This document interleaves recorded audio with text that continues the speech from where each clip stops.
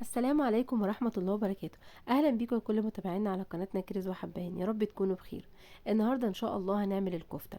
معانا المكونات، معانا كيلو من اللحمة المفرومة، ومعايا بصلتين مبشورين ناعم، وكمان شوية بقدونس، و200 جرام تقريبا من اللية أو أي دهن. والتوابل بقى هتكون معلقة صغيرة من الفلفل، معلقة صغيرة من البيكنج باودر، معلقة صغيرة من البصل البودرة، ومعلقة كبيرة من الملح، ومعلقة كبيرة من توابل الكفتة على توابل المشاوي. ومعانا معلقة من الدقيق ومعلقتين من النشا. عامة انا هحط لكم كل المكونات برضو في صندوق الوصف. معايا بقى البصل، هاخد كده جزء منه وهعصره وهاخد المية بتاعته، وبعد كده هبدأ احط المكونات كلها على بعض. على فكرة يا جماعة، البقدونس ده انا واخده الورق بتاعه مش العيدان، يعني انت لو هتاخدي تحطي بقدونس على الكفتة خدي الورق بس. هحط بقى المكونات زي ما حضرتك شايفه كده على بعض، وهبدا اقلبهم تقليبه كويسه.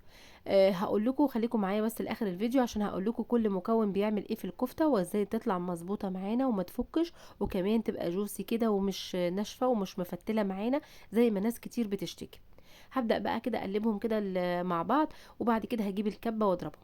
طب لو حضرتك مش هتضربي في كبة وما عندكيش كبة، هتعملي ايه؟ هتفضلي تعجني فيها كده عجنة محترمة، يعني تقريبا من لمدة 10 دقايق لربع ساعة، لحد ما توصل معاكي ان لونها يتغير، والأنسجة بتاعتها تبقى مفتتة خالص كده وشابكة في بعضها كده ومفتلة، يعني هتشوفي برضو المنظر معايا لما نخلص فيها ضرب. جبت الكبة وبدأت اضربهم بقى، طبعا هضربهم حبة حبة عشان ما تقلش على الكبة. على فكرة يا جماعة، في ناس كتير سألتني على الكبة دي نوعها ايه. انا كنت عاملة ريفيو عليها ومميزاتها وعيوبها. دي كبة ريفال. وكنت قايله عليهم معلومات مهمه جدا لو انت بتفكري ان انت تشتريها. هبدأ بقى كده اخد الجزء التاني من اللحمه. طبعا بصوا الجزء اللي خرج من الكبه، بصوا شكله عامل ازاي، لونها فتح وشكلها كمان اتغير. من اهم الحاجات اللي تخلي عندي الكفته مظبوطه وتديني نتيجه ممتازه، ان هي ضرب الكفته او عجنها لحد ما توصل للنتيجه اللي احنا شايفينها دي. في الوقت ده بقى لازم الكفته بتاعنا ترتاح او تتشمع، هتدخل التلاجة حوالي من ساعه لساعتين لحد ما ترتاح كده قبل ما ابتدي اشكل فيها. هجيب بقى شويه الميه البصل اللي انا كنت ركنتهم على جنب، وهحط عليهم شويه فلفل، وهبدا بقى ابل ايدي في ميه البصل وانا بشكل الكفته بتاعتي. هاخد بقى الجزئيه على قد ما انا عاوزه اعمل الصباع بتاع الكفته قد ايه. يعني لو انا عاوزاه كده يعني ايه محترم كده وكبير، هاخد حته كبيره، بس هشكل كده على السيخ. السيخ هنا بيديني نتيجة حلوة لانها بيخليها مفرغة من جوه، وبتبقى التسوية بتاعتها مظبوطة، يعني ما بتبقاش مكتومة. طب لو حضرتك ما عندكيش السيخ ده وعاوزة تعملي على الخلة الخشب، هتجيبي لا اما عندك اختيارين، اللي في خلة الخشب كده بتاعت اللي هي الاسياخ بتاعت الشيش طاووق، بتكون سميكة شوية تخينة شوية، هتعملي عليها. او لو عندك الرفيعة هتحطي مثلا 2 او 3 وتعملي عليهم صباع الكفتة بتاعك. طبعا اسياخ الشيش طاووق بتبقى اسهل، لان انت ما بتضطريش ان انت تطلعيها من عليها زي السيخ الحديد كده اللي احنا بنعمل عليه ده، فبيبقى بتحطيها على طول في الصينيه بيها، وبعد ما بتستوي بتطلعيها. تعالوا بقى واحنا بنعمل كده نتكلم عن المكونات اللي احنا حطيناها. اولا بالنسبه للدهون، الدهون هنا مهمه جدا عشان تعلي الدسم او في اللحمه اللي انت بتستخدميها. يعني المفروض ان اللحمه اللي انت بتستخدميها للكفته تكون دسمه. طب لو انت جايباها حمراء، يبقى انت المفروض ان انت بتعلي الدسم بتاعها بجزئيه من الدهون، سواء ليا او اي دهن هتحطيها عليها. تقريبا الكيلو بياخد 200 جرام من الدهون، عشان تديكي كفته ممتازه وما تفكش منك وتبقى طعمها حلو قوي. حاجة تانية كمان، في ناس كتير بتشتكي ان الكفتة اول ما بتبدأ تستوي بتفك خالص من بعضها. ده ممكن يرجع لكمية البصل اللي انت حطاه، يعني انت لو زودتي البصل في الكفتة ده هيؤدي انها تفك منك.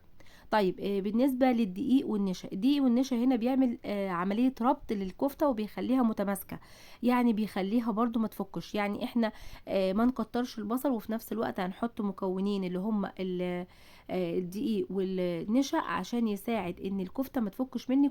عشان كده ما ينفعش تستغني عن معلقة النشا والدقيق دول.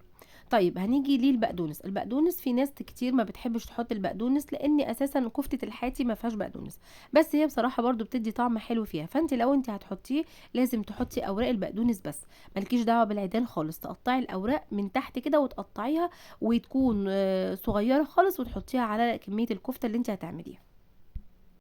كمان نقطة تريح الكفتة في التلاجة دي برضو نقطة مهمة عشان تشمع معايا وتديني نتيجة حلوة وانا بصبعها، وكمان اما تدخل الفرن وتستوي.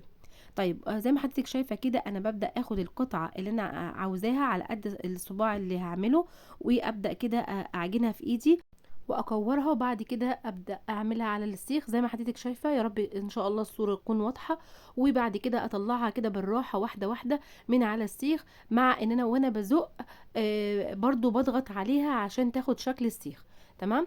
طب نيجي بقى لنقطه البيكنج باودر. البيكنج باودر برضو طبعا مهم جدا في الوصفه، لانه بيخلي لي الكفته بتاعتي هشه ومش مكتومه، فبرضو يعني مكون ما ينفعش نستغنى عنه.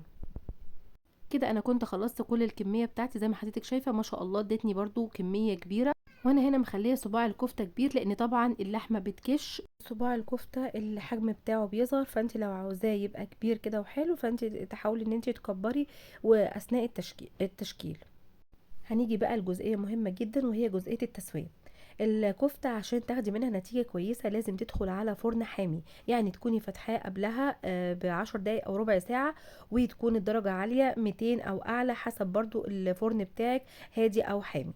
وتكوني مقربة الشبكة للجزئية اللي تحت او النار من تحت، يعني عشان تتحط عليها ما تبقاش في الوسط، لا لتحت. وكمان لو انت بوتاجازك بيشتغل شواية وفرن مع بعض، هتشغلي الاتنين مع بعض تمام عشان يستوي وفي نفس الوقت ياخد الوش بتاعه. كده. وكمان الكفتة خلي بالك هي ما بتاخدش وقت كبير في الفرن، عشان كل ما تقعد في الفرن كل ما تنشف منك وما تبقاش جوسي معاكي وتبقى حلوة. لكن هي تقريبا بتاخد 10 دقايق لربع ساعة بتكون استوت وبقت حلوة جدا. مهم جدا يا جماعة ان هي تدخل على فرن حامي علشان ما تنزلش ميتها، لان لو نزلت ميتها اعرفي ان الكفتة هتنشف معاكي ومش هتبقى احسن حاجة. انا هنا كده بحاول بصوا اوريها لكم. بصوا يعني ايه بتنيها كده، بعملها كده. بصوا طريقه ازاي وجميله. هنقدمها بقى ونحطها على شويه بقدونس. البقدونس هنا يا جماعه مش للتزيين بس، لا، البقدونس هنا مهم جدا عشان يسحب لي اي دهون من الكفته، لان طبعا الكفته فيها كميه دهن محترمه. يا رب ان شاء الله اكون قلت كل المعلومات اللي تطلع معاك الكفته ممتازه، وتكونوا استفدتوا من الفيديو وعجبكم. يا ريت بقى ما تنسوناش في اللايك وتشتركوا في القناه وتفعلوا زر الجرس عشان يوصل لكم كل جديد بننزله باذن الله. بصوا انا بوريها لكم من جوه، بصوا عامله ازاي. ما شاء الله طعمها حلو جدا وريحتها كانت حلوه جدا، واحسن كتير من اللي انت بتجيبيها من بره. يلا اشوفكم بقى في فيديو جديد، والسلام عليكم ورحمه الله وبركاته.